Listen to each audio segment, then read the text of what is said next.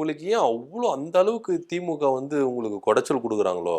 இந்த அளவுக்கு எக்ஸ்ட்ரீம் லெவலில் யோசிக்கிறீங்களே? குடைச்சல் கொடுக்குறாங்களோ? ஏங்க ஒரு விஷயம் நல்லா வாழ்க்கையில் புரிஞ்சுக்கங்களேன். இவன் நம்மளோட எதிரி அப்படின்னு ஒருத்தனை நிர்மாணிச்சான், அவன் நமக்கு எதிரி அப்படின்னு தெரியுதுன்னு வச்சுக்கோங்களேன். அவன் வந்து இருந்தான்னா நமக்கு என்றைக்குமே பிரச்சனை தான். ஒரு விஷயம் இல்லாமல் இருந்தால் மட்டும்தான் நாம் நம்ம வேலையை செய்ய முடியும். அதனால தான் திமுக நீங்கள் இருந்தாலும் இல்லைன்னு நினச்சின்னு அவங்க செயல்படுறாங்க போல இருக்கு. என்ன நீங்கள் எந்த அளவுக்கு அவங்கள எதிர்த்தாலும் நீங்கள் இல்லை அப்படின்னு நினச்சி அவங்க செயல்படுறாங்க திமுக.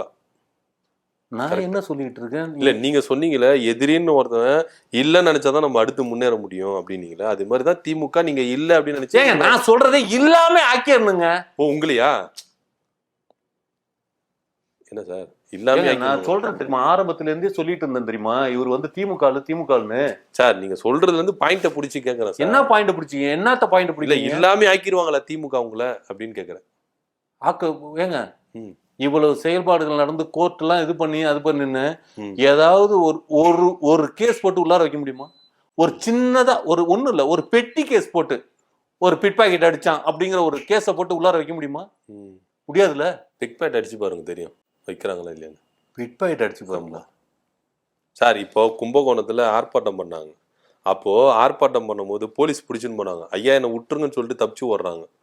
கேஸ் கூட வாங்குறதுக்கு தயாரா இல்லை உங்க கட்சிக்காரங்க. நீங்க வந்து பிக் பாக்கெட் கேஸுக்கு போயிட்டீங்க. தப்பு பண்ணா தண்டனை வாங்குறது தண்டனைக்கு ரெடி ஆகலாங்க. ஆகலையே, ஓடுறாங்கல்ல எல்லாரும். தப்பு பண்ணமா இல்ல போராட்டம் நடத்துனாங்க, கேஸ் பிடிச்சி சாயந்தரம் விட்டுற போறாங்க, அதுக்கே ஓடுறாங்கல்ல நிறைய பேர். என்னை விட்டுருங்க சாமி, நான் இந்த கூட்டத்துல வரல அப்படின்னு. போலீஸ் தேடி தேடி பிடிச்சி வந்து அரெஸ்ட் பண்ணுது. போலீஸ் ஏன் அரெஸ்ட் பண்றாங்க தெரியுதா? போராட்டம் பண்ணாங்க, அரெஸ்ட் பண்ணுது.